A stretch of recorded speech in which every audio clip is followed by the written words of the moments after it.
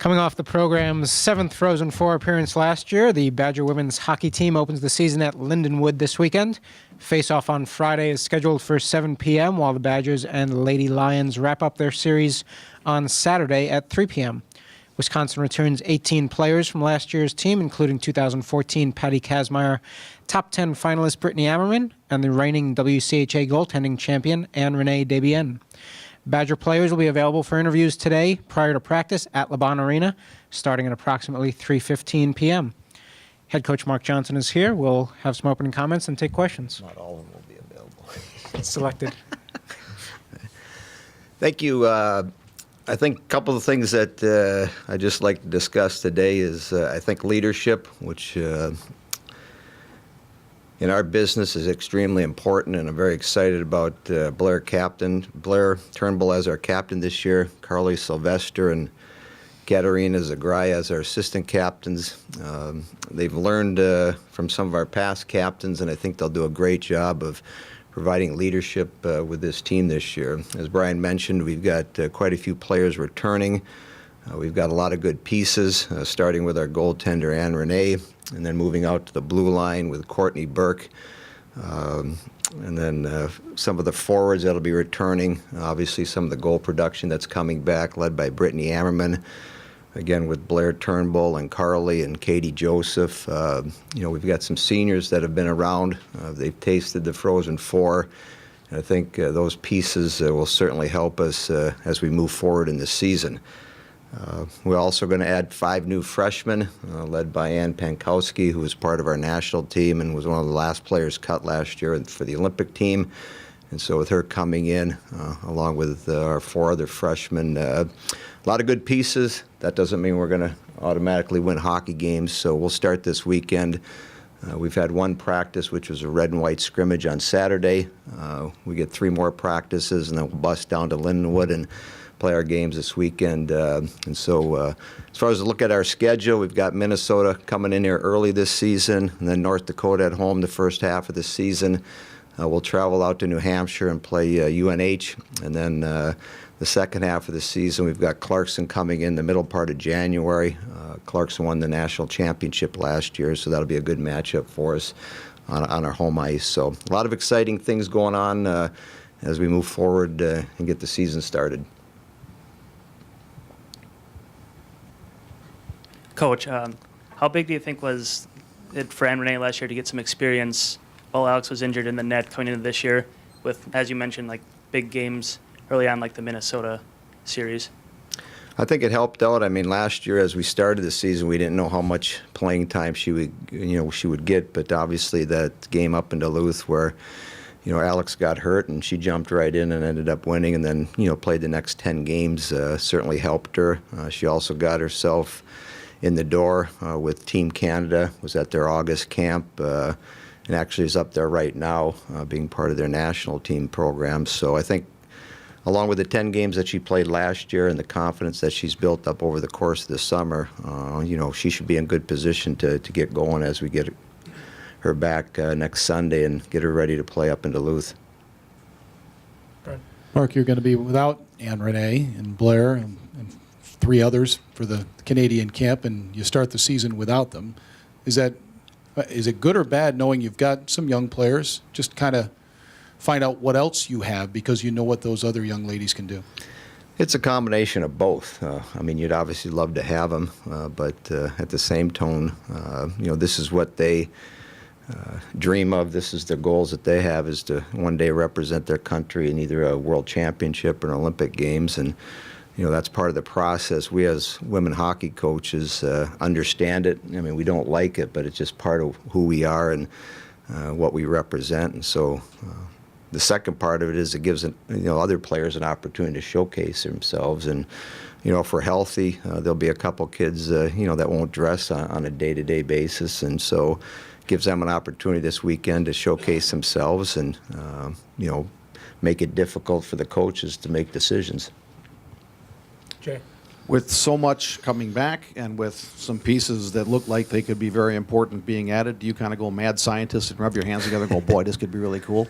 Well, that's the fun part, is trying to, organize lines and trying to find out who plays well with each other. And, you can do that in practice, but the real test is the games, when you get them in game competition. And, the puzzle usually changes, 3, 4, 5 times, whatever it may be over the course of the winter. But, the fun part is, as we get organized really next week, when we get all our players back, is trying to find those right combinations. And as I mentioned earlier, the leadership part of it is really something that excites me, because, we probably had 18 or 19 of our returning players around all summer at summer school.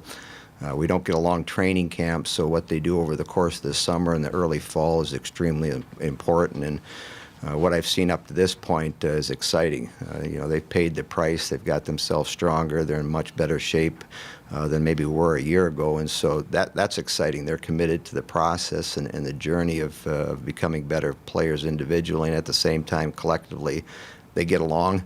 So it makes it fun to go to practice every day. And now we start. And, you play a game, and then you try to figure out what you did well and what you didn't do well, and most importantly, what you need to do to improve. Andy? Mark, did you see enough of Dabian last year to believe that she is going to step right in and be a high-level replacement for Alex? At this point, yes. And I say that with our home series against North Dakota last year, where we ended up losing that first night. She probably let in maybe a couple goals that she'd like to have back. But what I liked was her response the next night, where she came back and played very strong and against a worthy opponent. And, that indicates that she's competitive. She didn't enjoy losing, and certainly didn't, like letting in a couple of goals. So I think some of the experiences that she's had this summer will also help.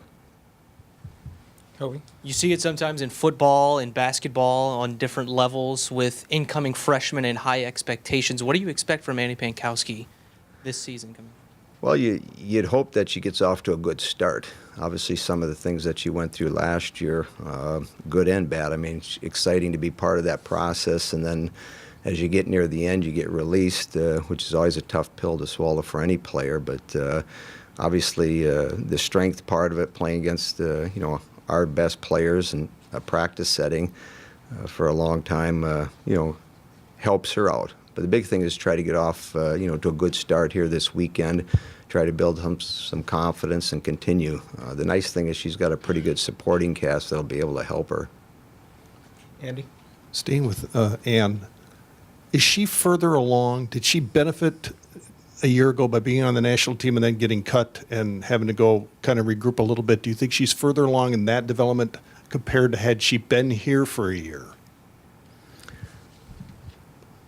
I would say, she probably benefited, being with the national program. And I say that because, if you're in the locker room, if you're on the ice, if you're having lunch with our elite players and watching them, how they conduct themselves. So if I'm around Hillary Knight or I'm around Megan Duggan for a long period of time, I'm a young player and I aspire to be them one day or be in a position that they're in. I think being around that is very helpful. And so, and I think being released can be helpful too, because it's one of those situations where it's a learning process. Being a young player as she is, what do I need to do to prove myself so the next time I get that opportunity, I'm not going to be released? And I think she worked hard over the course of the summer. She's certainly part of the process for the national team, and I think having gone through last year helped her. Brian? Mark, I'm guessing Minnesota will be picked to win the WCHA. That aside, Amanda Kessel not being able to play this season, that's a big blow just for the sport of women's college hockey. It is. I mean, other than the 4 times we play against them, and you don't want to see her on the ice, but you feel bad for her. And I've seen it in a couple of our players where they've sustained injuries, and they've either had to take a year off or some have ended their careers. And so for her to be in that position, again, when you look at it, you hope they can get healthy and they can lead a normal life. And obviously, it's a big blow to our league, and certainly a big blow to Minnesota not having her. Former Patty Kazmaier winner. She had 100 points, I think, that season. So for them, it's something that it'll be challenging, but they're still going to be good, and you just hope that Amanda's at some point in the near future gets healthy and can lead a normal life. Jay. Mark, the WCHA men's hockey obviously went tremendous changes over the last number of years. Do you foresee any big changes or any movements in the women's WCHA?